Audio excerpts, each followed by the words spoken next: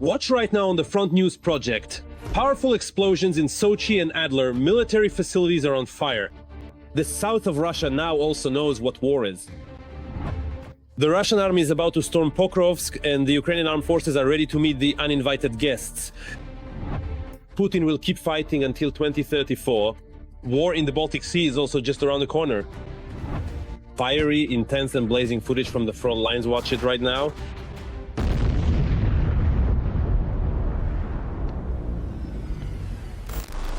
It's the fourth year of the full-scale war that Putin's Russia started on Ukrainian soil.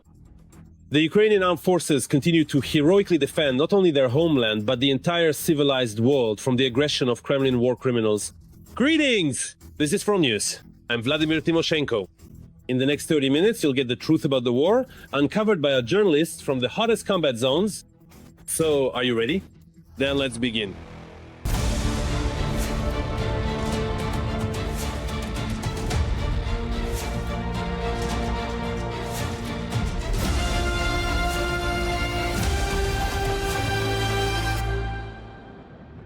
And we'll start right away with the most important thing: the war of the Russian Federation against Ukraine could actually continue for another 10 years, until 2034 and beyond. This was stated by Valery Zaluzhny. Whatever the case may be, things are heating up in southern Russia. And it's not about the weather, as you can imagine, but about powerful explosions. A massive drone attack was recorded in Russia's Krasnodar region. Powerful explosions were heard in Sochi and Adler, where a strike ignited an oil depot. At the same time, Russia continues to escalate the situation in the Baltic Sea. Large-scale naval exercises have begun, involving more than 150 ships and 15,000 military personnel. All the details are coming up in our report. It was a hot night in Rushate. Krasnodar region was visited by drones.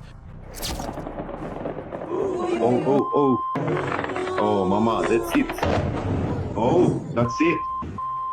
Oh, what on earth is going on? Sochi has suffered the largest attack since the start of the full-scale war. Local residents counted at least 7 explosions in the sky over Adler. Around 800 passengers were stranded in airports across Siberia.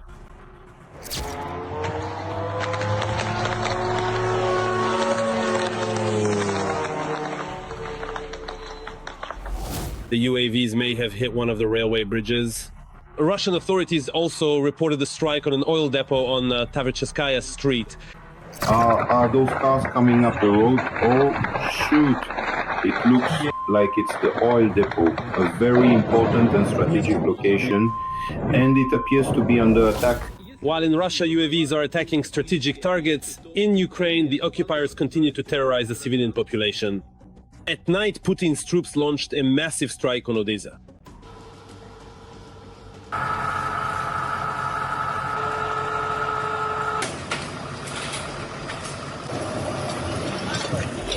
As a result of the attack, civilian infrastructure, residential buildings, and sites within the UNESCO zone were damaged.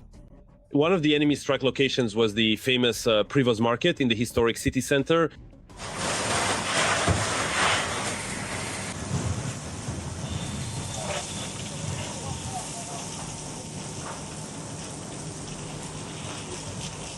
But this war is not enough for Putin, and apparently the dictator is preparing for another one.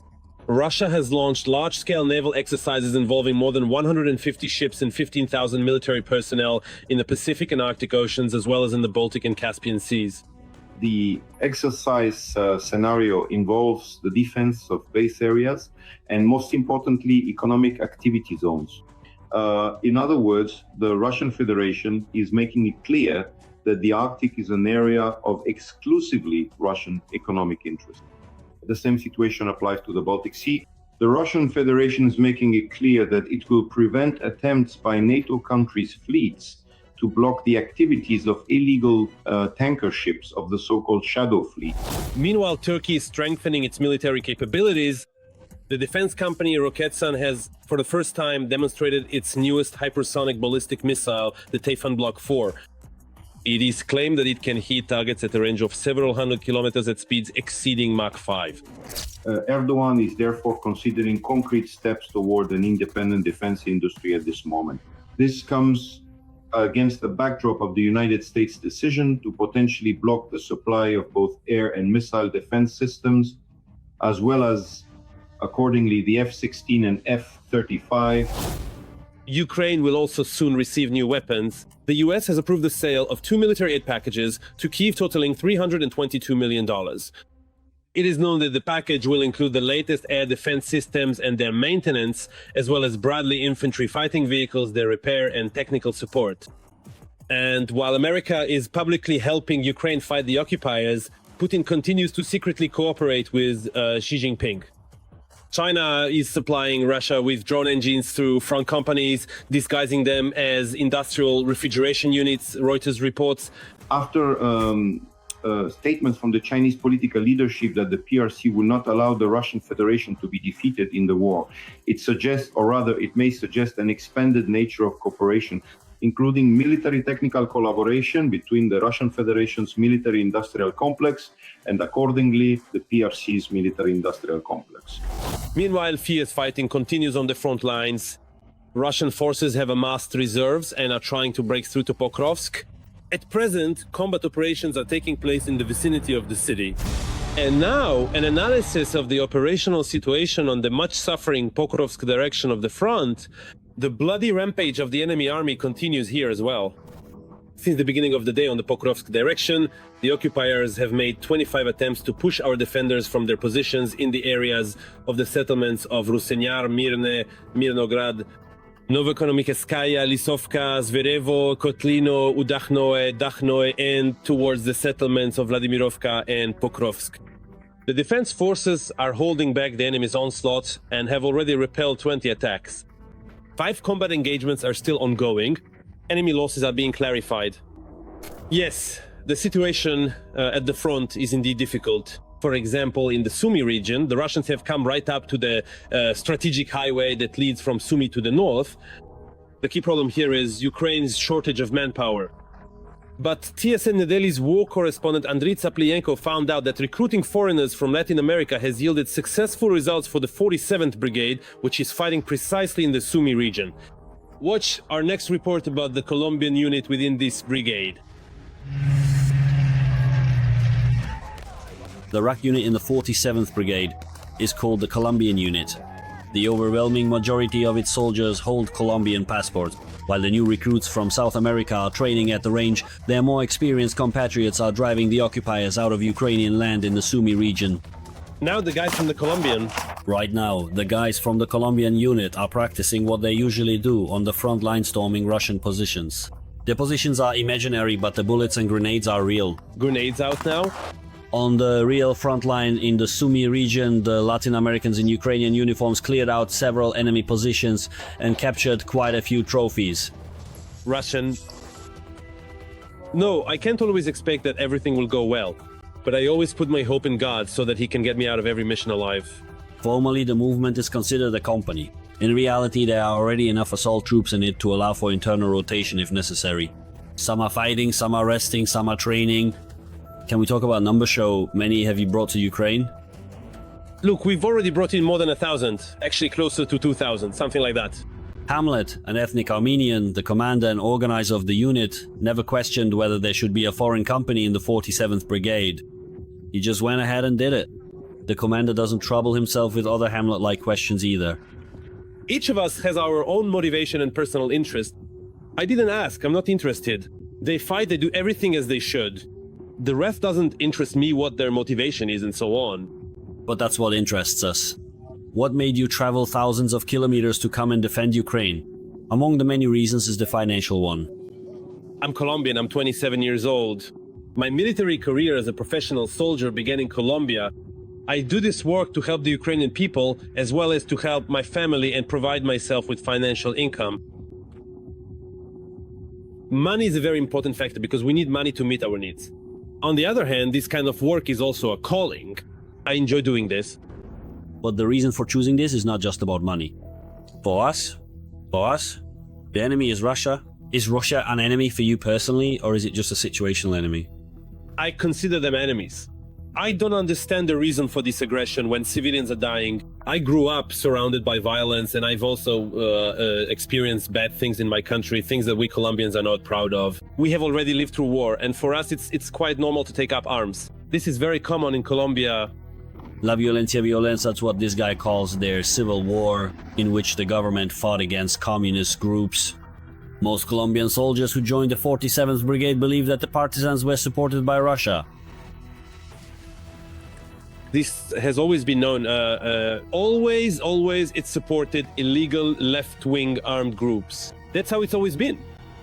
This guy from Peru has the call sign Stubborn. 15 years of service in a Peruvian special unit can't even be compared to what he saw in 8 months in Ukraine. Since this is a battlefield, you can't expect everything to always go according to plan. I always tell the truth. We know this is war, and that things don't always look rosy. That's why we have to be honest both about the benefits for the servicemen and the task we're carrying out here. The truth is, here in Ukraine, there is no safe place anywhere. A Shahed is flying over us. Everyone, get down. An explosion goes off somewhere nearby. There it is. There. Colombians have never seen a war like this at home. The Colombian unit, well, let's call it Colombian for convenience, because there are guys from other countries serving here too. This isn't just assault infantry, it's mechanized infantry. The fire support units have these formidable Bradley infantry fighting vehicles as well as M113 armored personnel carriers. And there are already trained crews for this complex equipment. This driver mechanic is originally from Zimbabwe, a country whose politicians openly declare their support for Russia in the war against Ukraine. Perhaps that's why at first the guy had to break through a wall of distrust in Ukraine. People didn't really share their experience with me or explain how to do things the right way. So at first it was hard to learn. But in this unit the attitude is impartial, and the commander here is a great man. He doesn't look down on people and gives them a chance to prove themselves. Thank you, Commander, with a capital C. You have no idea how much it means to me to know that you respect me. May my God always bless you. Have a great night. Get some rest until tomorrow, Commander. Well, that's just poetry. And my whole phone is like that. The Commander is confident that foreigners, especially Colombians, can become a significant resource for our armed forces. So we have... Look, based on the applications we've received in a month, we could easily recruit at least 1,000 volunteers who want to commie at least. Just buy them tickets and they'll all come. Attitudes toward volunteers in Colombia are mixed. There is no specific law in the country that prohibits Colombians from serving in the military in Ukraine. However, left-wing politicians are slowing down this kind of recruitment, citing an international convention.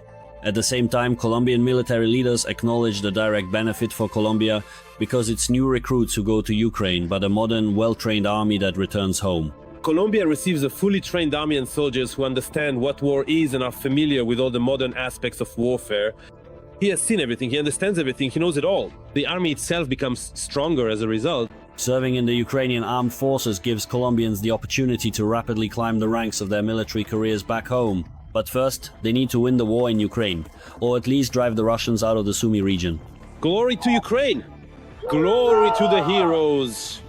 Viva Colombia! Viva, viva Colombia! Every voice matters. Join our community, support independent journalism and help us bring you the truth from Ukraine. Become a member of Ukraine Today. Join us now. Another brutal attack by the Russians on Ukraine's Pearl by the Sea Odessa. They hit a high-rise building, destroyed the Privil's market and struck the Primorsky Boulevard. 4 people were injured. 1 person was killed. Once again, Russia attacked the city with strike drones. The massive attack came in several waves. The drones first gathered over the sea and then struck the city simultaneously. In total, the enemy sent 30 strike drones to Odessa.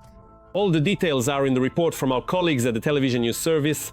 About last night, Odessa residents are once again saying it was the worst night since the start of the full-scale war.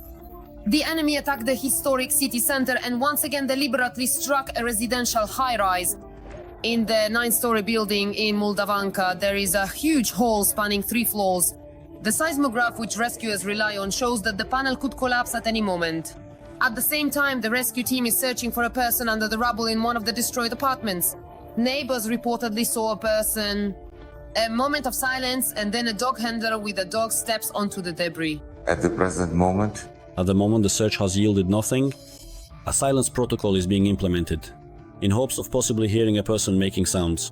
At the same time, we are combining this with a search using the dog. It is also preferable that there are no unauthorized people in the search area itself. A Shaya drone flew straight into the building and destroyed apartments from the 5th to the 8th floor. What wasn't destroyed by the blast wave, the fire began to consume. 5 people ended up trapped in their apartments. Rescuers helped them get out in time. Some residents managed to grab their emergency backpacks, while others don't even remember how they got out of their apartments. How did we get out? I don't remember any of it at all. Turns out, I even locked the doors. I jolted, grabbed onto something, the doors wouldn't open. And the ones in the hallway, they fell onto mine and got jammed. My neighbor was shouting, "Run!" My balcony was on fire. We were all covered in glass and went down the stairs from the 7th floor. Well, it's nothing, that's just how it was. I got everything ready. It's all just talk. When the strike happened, we were trying to save ourselves at 2 in the morning. My neighbor quickly went to the shelter. And it's a good thing, because her apartment burned out. We were prepared. We understood that if not today, then tomorrow there could be a strike. The damaged entrance has zero chance of holding up. The destruction is critical, according to the experts. Residents are hoping at least to get into the surviving apartments and retrieve their essential belongings. Firefighters rescued 5 people and another 33 residents were evacuated. Clearing the debris is made more difficult by the fact that the building is severely damaged and there are occasional small collapses while rescuers are working on the floors. Another massive fire broke out at the Privoz market after the strike. The fire spread very quickly. Despite all the rescuers' efforts, 2 pavilions were completely destroyed and many other shops and stores were damaged. Everything was burning, and we weren't allowed anywhere near. Basically, we've been left with no trace of our existence at all. I've been working at this market since 1994. Honestly, I just don't know how to go on living or what to do next. On Primorsky Boulevard, there's a crater. Windows have been blown out in an architectural monumental. Local hotel trees have been damaged and streetlights shattered. At the moment, specialists are assessing the damage in the historic city center. And now let's move to the Huliaipol and Orikhiv directions on the front line. The Russian world continues to destroy, kill and maim here as well. In the Huliaipol direction, the area around the settlement of Zaliznykhne was attacked with unguided rockets. The enemy did not conduct any active offensive operations. In the Orikhiv direction, the occupiers launched an assault near Stepnohirsk. In total, there was only 1 combat engagement in this area. And here is another very interesting point that clearly illustrates the situation in the aggressor's army. So in the so-called Second Army of the World, there is a catastrophic shortage of soldiers. Russian prisoners are being forced through intimidation and violence to sign contracts and are then sent to the front. We will share the details of these, let's say, schemes in the next report from our colleagues. Russian convicts are being recruited for the war in Ukraine through brutal beatings and torture. Relatives of the prisoners themselves reported this to the publication Sibir, rarely on condition of anonymity. It's no secret to anyone that penal colonies have become a lifeline for the Russian Ministry of Defense. The practice of recruiting for private military companies was started by the now deceased Yevgeny Prigozhin. No one ever retreats, and no one ever surrenders. Journalists have calculated that he managed to recruit about 50,000 prisoners. Out of the 20,000 mercenaries who died near Bakhmut, 17,000 were former convicts. In 2023, the Federal Penitentiary Service reported that the number of prisoners that year decreased by a record 58,000 people. To ensure the flow of those willing to trade their bunks for the trenches didn't dry up, the Russian government acted quickly and adjusted the laws to fit the needs of the Ministry of Defense. Since October 2024, it has become possible to sign a contract even at the stage of court proceedings, that is, before a verdict is delivered. This way, investigators managed not to overload the penal colonies and ensured a steady flow of participants for the meat-grinder assaults. A contract soldier from the... What did you choose? To serve your sentence or go to war? To serve my sentence. The commander said you'd be going on a motorcycle. I said, how am I supposed to ride a motorcycle? The last time I rode a motorcycle was 2 or 3 years ago. He was already contacting the commander on WhatsApp. He'll learn by the time he gets there. He got locked up for fighting with the police. He signed the contract on the 18th of December 2024. They didn't really ask me. I signed. Well, they said they'd clear my record. And in a year, I'd be completely free. Life will start with a clean slate. The scariest thing in war is when your own guys shoot themselves for reasons no one knows. and the headless ones lying there without a head. Idiots. It's better to just serve out your sentence and not rush anywhere. There's nothing good here, and it's not like it's covered in honey. There's no more honey in the war in Ukraine, but there are fewer convicts now. The system keeps churning out political prisoners, but you can't recruit them. For a year now, the media has been reporting that it's simply impossible for inmates to get out on parole. There's only one option, a contract. And now his relatives say they're forcing him to sign it. They opened the gates and hundreds of riot police stormed into the colony, beating everyone indiscriminately. If you so much as raised your hand, they'd accuse you of resisting.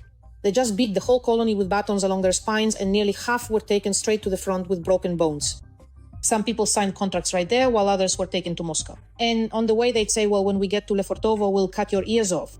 He signs the contract right away. They communicate this all across the region. Of course, this kind of thing is happening in every colony in the region. Well, if even in such a light colony, where every act of violence used to happen for some actual reason, you can imagine what's going on in the high security or special regime colonies. Journalists report that the situation in the colonies of the Volga region is not much different from that in the Tula region. On Friday, the FSI, OMON, FSB, and even the regional FSI from a neighboring region arrived. About 100 people. They beat everyone indiscriminately. They immediately took 15 non-Russians for the contract. Half of them were taken to Lefortovo. On the way, they threatened to charge them with extremism if they didn't sign the contract. All week, Russians have been beaten one by one. They are summoned to the authorities and their phones are taken away. If you refuse the contract, they beat you. After that, squad after squad is closed because of the prisoners who have left. There are about 10 left now. The Russian prison has become dictator Putin's magic wand. Thousands of convicts who don't need to be paid enlistment bonuses.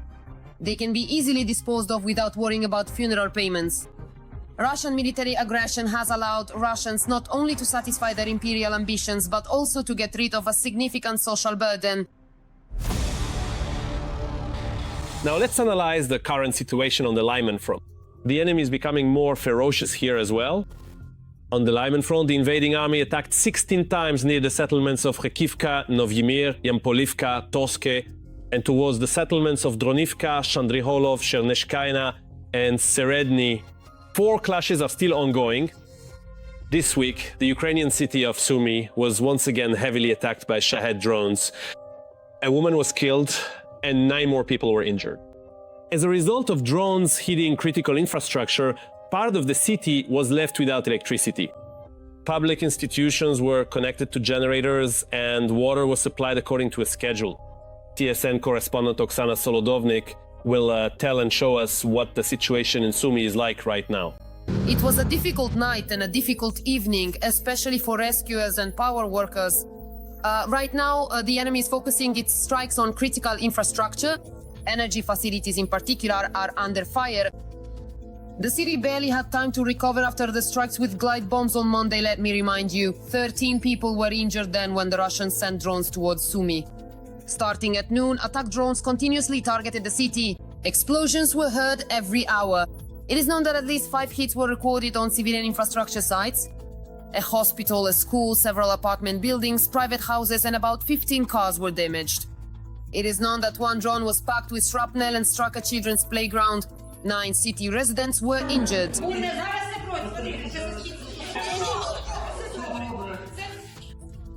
Around 3 o'clock in the afternoon, a drone attack on a social facility claimed the life of a 72-year-old woman.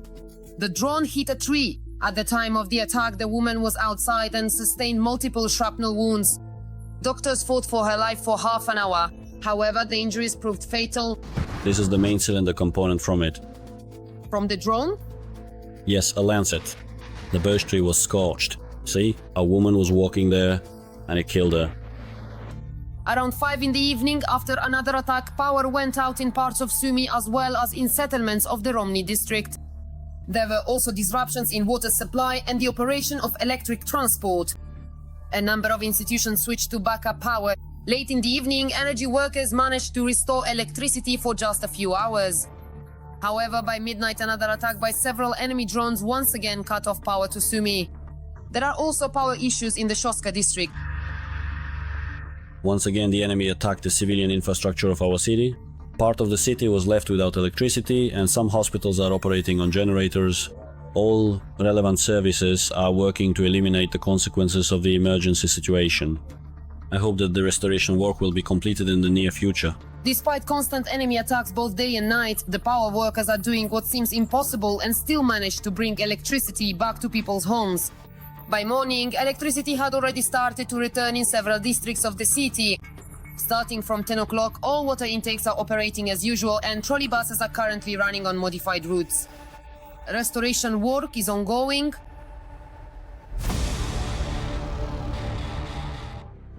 And now about the most massive attack on Ivano-Frankivsk since the beginning of the full-scale invasion. The enemy launched a combined strike on the city and its surroundings using Shaheds and missiles. It is known that 4 people were injured, including an 11-year-old boy. TSN correspondent Alapas will now report on the condition of the injured and the destruction caused by the Russians. The 4 injured residents of this house in one of the suburban villages of Ivano-Frankivsk are a married couple and their 2 sons aged 11 and 25. Their injuries are not serious. The doctors provided them with the necessary assistance and they are all at home now. We started to move away. My leg was injured, and underneath, I'm not sure, there might be shrapnel and glass fragments. We were very frightened. It was a shahed, says the homeowner. Usually they would hide in the basement, but this time they stayed in their rooms. They believe that's why they're still alive, since the enemy UAV crashed right under the house. The explosion blew out a wall in the basement. The whole house is destroyed. Only 1 bathroom survived. It's impossible to live here now. There's a crater from the drone here has been filled in with styrofoam. Well, you can see here, there's a hole, there was a root here, a plum tree grew here, the plum was uprooted along with its roots. Could you please tell us why you decided not to go down to the basement this time? I don't know, but I guess God guided us. The enemy struck civilian infrastructure. Several suburban villages as well as areas within the region were affected. Windows were shattered in residential houses, roofs were broken and outbuildings were damaged. In Ivano-Frankivsk, as a result of falling debris, industrial warehouses caught fire over an area of more than 300 square meters, as well as garages with cars in a private cooperative. It was burning badly here. There was a bang, we were hiding, so I don't know. Were you here seen? No, not here, I was at home. I live nearby, so I could hear everything, but I didn't look. Commissions are already going through the damaged houses and apartments, assessing the losses. Material assistance has been promised to those affected. By the way, debris from the downed shaheds also fell in the fields. The regional administration reports that the relevant services are now collecting them. People are being urged, if they find them, not to touch them under any circumstances, as it is dangerous. And now, an analysis of the operational situation on the Dnipro front. The situation here is, as usual, extremely tense. On the Dnipro front, the aggressors attacked the defense forces' positions 5 times towards Dniprovsk, Sadove, and Pridniprovsk. In addition, the enemy carried out an airstrike on the settlements of Kherson and Mykolaivka. She's only 21, and for the past 6 months, she has been dreaming of a tank. A servicewoman of the 130th Separate Territorial Defense Battalion with the call sign Barney commanded an anti-tank grenade launcher crew. And now, at last, she has been transferred to the Tank Corps. She will be a gunner. She is now getting used to her new role, so she can cause as much trouble for the enemy as possible. Details in the report by TSN correspondent Kyra Oves. Just 3 weeks ago, 21-year-old Barney was destroying Russians with an anti-tank grenade launcher in the area of responsibility of the 65th Brigade Bolshoi Lug. Now she's the main gunner of the tank. 50 ahead. Loaded. 300 to the left. Fire. Done. I've wanted this for a long time. Yes, I've wanted this for a long time. I've been asking for 6 months. Finally! I still can't believe I'm already in a tank. Barney's commander Andriy Kharchenko was reluctant to approve the transfer for a long time. He says that as an anti-tank grenade launcher commander, no one could match her. She is an excellent SPG operator. She is a very successful SPG commander. Women are simply incredible in war. But the soldiers' persistence paid off. For now, she's learning to be a gunner in the tank. This T-80, which Barney has been training on since 2022, is fighting on the side of good. Back then, the fighters of the 130th Battalion captured it as a trophy during extremely difficult battles in the Kharkiv region. In the settlement of Dementievka, this is one of the tanks that tried to destroy us and drive us out of this settlement. But it was the only tank that was damaged, all the others were destroyed. It's a tank, but for the most part it's not just a means of firepower. It's a memory, it's a weapon of vengeance that fulfills its purpose. It's interesting, when you take their equipment and then their own equipment is used against them. That's something else. The tank was upgraded, equipped with anti-drone protection and fitted with reliable electronic warfare systems. Barney is being trained by combat instructors who have destroyed the enemy on the Kharkiv, Donetsk and now Zaporizhia fronts. We worked, we engaged the assault columns, but it wasn't just the tank in action, you could say the entire artillery was involved. Dugouts were easily destroyed by the 125mm caliber. The instructor with the call sign Kama says that Barney learns quickly. But most importantly, she already has combat experience and she isn't afraid to go out on a mission. When she puts on the uniform, she stops being a girl and becomes a service member. There are no concessions for her, no allowances, none of that I have a manicure after lunch stuff. She does everything very well. I would even say she understands and picks things up much better than most of the guys. The young service member of the 130th Battalion has more training exercises ahead. After that, she'll have real combat practice on the Zaporizhia front. That's all for today. But very soon on Front News, there will be new, truly unique and exclusive reports from our dedicated journalists brought to you straight from the most intense and hottest spots of the ongoing war, so that you always know the complete and unvarnished truth. This was Volodymyr Tymoshenko with you. Take care of yourselves and your loved ones.